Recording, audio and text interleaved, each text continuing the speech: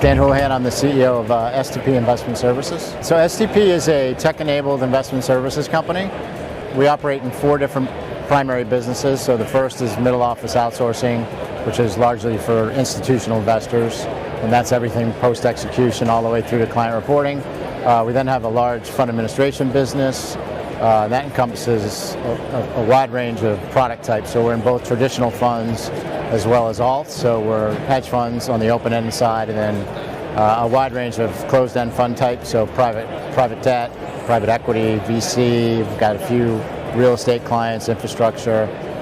We then have a wealth business, which is really supporting single and multifamily offices as well as smaller RIAs. I've been working in outsourcing for a long time, particularly middle office, but and I don't think enough firms really understand the strategic benefits, but the way I look at it is when you outsource your middle office platform, you're literally outsourcing the operating platform on and through which you're going to execute your business strategy. And there's no question that an outsourced platform is going to allow you to do that more efficiently, faster speed to market. And that could be anything from launching new products faster, entering new asset classes, entering new jurisdictions, post-merger integration. So I'll give you an example. If you got a long-only equity manager in the US that wants to get into derivatives, their systems aren't tooled for derivatives, they don't have the human capital, so you're looking at probably 12 months capital outlay to get the right systems, to get the right people, where with us or any outsource provider, frankly, we've got a rate card, just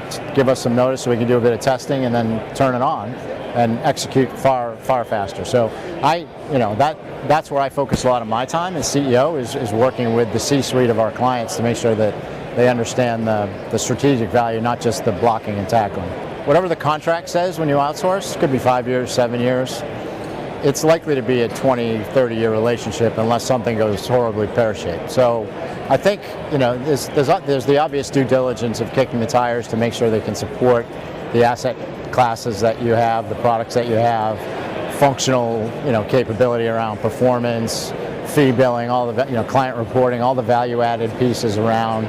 But I think most importantly, at least right now for me, is do they have the right long-term both service and technology strategy for the next, again, 10, 20 years, because that's the reality of the relationship that you're getting into. So we spend a lot of time, particularly when I'm selling and having conversations with the C-suite of our prospects, it's a lot about the future. And we're not selling vaporware, but we're pretty clear on what our long-term strategy is. So I think that's really important, in addition to kicking the tires. The competitive landscape for us is constantly changing.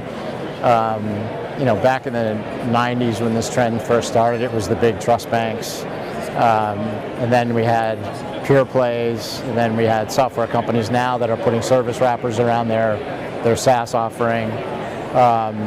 And so I think the competitive landscape will continue to evolve. But for us, the longer-term strategy is we have the client's data, and we can ingest other third-party data, whether it's structured or unstructured data, and serve it up through our front end.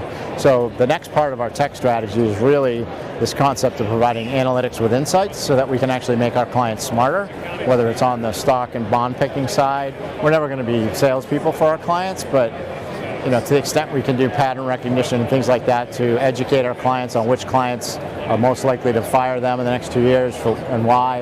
And if you look, at this conference in particular, there's lots of analytics firms and great tools out there, but they need the data that we have. So, and we're not a firm that's likely to go out and hire PhDs in applied math and build crazy algorithms. So we'll partner with other firms and white label and embed that into our blueprint technology so that we can cross the chasm from being an operating partner to more of a strategic partner that's offering insights.